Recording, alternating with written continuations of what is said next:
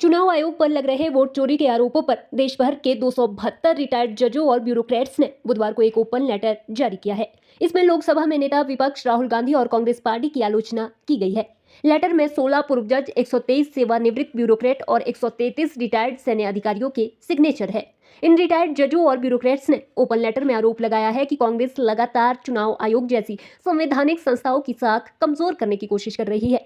इससे देश की लोकतांत्रिक व्यवस्था में अनावश्यक अविश्वास फैलता है।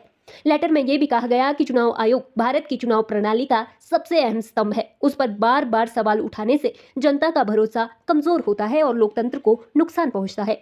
राजनीतिक मतभेद जरूरी है, लेकिन संवैधानिक संस्थाओं पर लगातार आरोप लगाना देश हित के खिलाफ है। दरअसल राहुल गांधी चुनाव आयोग पर वोट चोरी के आरोप में अब तक 3 प्रेस कॉन्फ्रेंस कर चुके हैं। उन्होंने आयोग को मोदी सरकार की बी टीम भी कहा था। भाजपा के साथ वोट चोरी करने का आरोप लगाया था। आइए जानते हैं लेटर की 5 बड़ी बातें। पहले सेना, फिर न्यायपालिका और संसद पर सवाल उठाए गए और अब चुनाव आयोग को निशाना बनाया जा रहा है। ये एक खतरनाक चलन बन गया है जिसमें चुनावी हार को छिपाने के लिए संस्थाओं की साख पर हमला किया जा रहा है।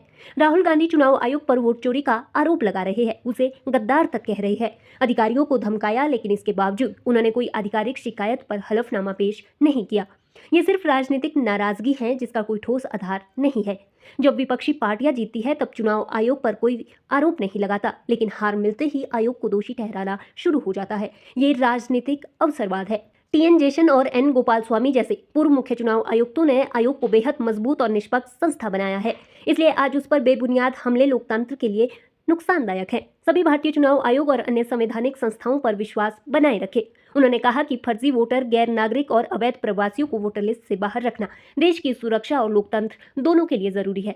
सुप्रीम कोर्ट के पूर्व जज और नेशनल ग्रीन ट्रिब्यूनल के chairman Adarsh Kumar Gupta, supreme court के पूर्व जज हेमंत गुप्ता समेत 16 पूर्व जजों के सिग्नेचर हैं। वहीं पूर्व रॉ चीफ संजीव त्रिपाठी और एनआईए के पूर्व डायरेक्टर योगेश चंद्र मोदी समेत 123 सेवानिवृत्त ब्यूरोक्रेट और 133 रिटायर्ड सैन्य अधिकारियों ने हस्ताक्षर किए हैं। राहुल गांधी ने 4 नवंबर को प्रेस कॉन्फ्रेंस कर आरोप लगाया था कि बिहार में हरियाणा की तरह ऑपरेशन सरकार चोरी अभियान चलाया जा रहा है। राहुल ने बिहार के 5 वोटरों को मंच पर बुलाया। सभी ने कहा कि उनके नाम वोटर लिस्ट से काट दिए गए हैं। राहुल ने वोटर वेरिफिकेशन पर 1 घंटा 20 मिनट लंबी प्रेस कॉन्फ्रेंस की। उन्होंने बताया कि हरियाणा में 3.5 लाख वोटर्स का नाम लिस्ट से काट दिया गया था।